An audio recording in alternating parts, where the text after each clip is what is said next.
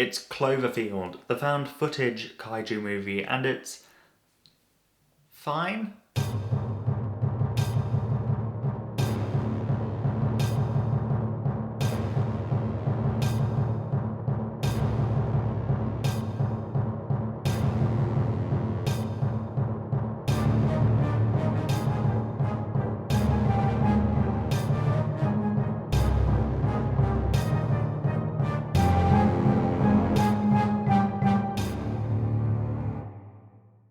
I've watched this one before as well, and fairly recently at that. I bought it on Blu-ray recently because it was there and why not? I didn't have anything better to spend my money on at the time. When I watched it for the first time, I was caught off guard because I did not expect for TJ Miller to be there. And then he continued to be there throughout the rest of the film. Now, I don't hate TJ Miller as an actor. I've heard that he's a, shitty person in real life, but I'm not qualified to, say anything about that, so I'm not going to say anything about that. My big issue is that he's fine in small doses, but not when he's essentially narrating over the whole movie. His character is the one holding the camera and documenting everything, and it really gets tiring after a little bit. It's annoying at the party when he's just sidling up to women. It's annoying when he's just saying inane shit to remind you that he's there behind the camera. I feel like I should say something, but I don't know what to say. If this was a different actor playing a different character, I think the film would be far better for it.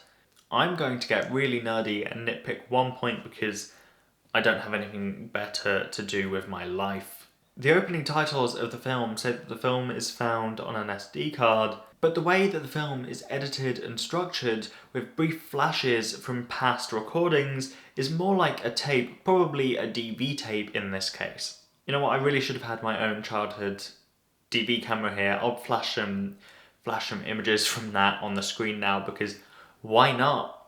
Hell, partway through the film they even call it a tape, so why do the opening titles say that it's an SD card? What's up with that? This film is mercifully short for an American release. It's only 85 minutes long, and I'm going to say that most of that is probably down to the format of the film.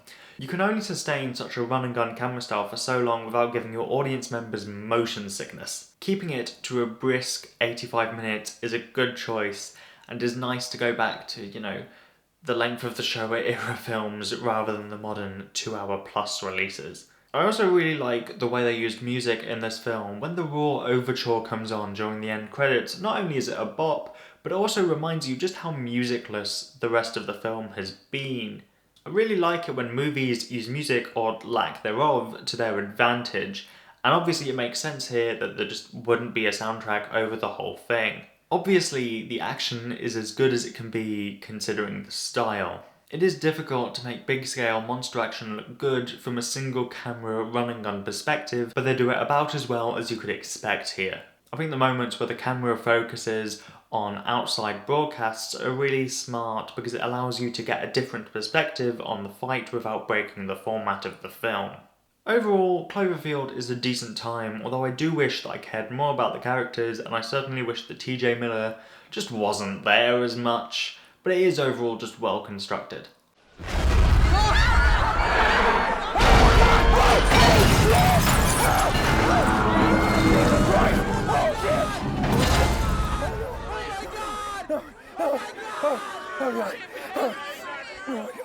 I'm hitting the legendary stuff now, and I mean the film company there, not just the quality of the films, starting with Pacific Rim, directed by our beloved Guillermo del Toro.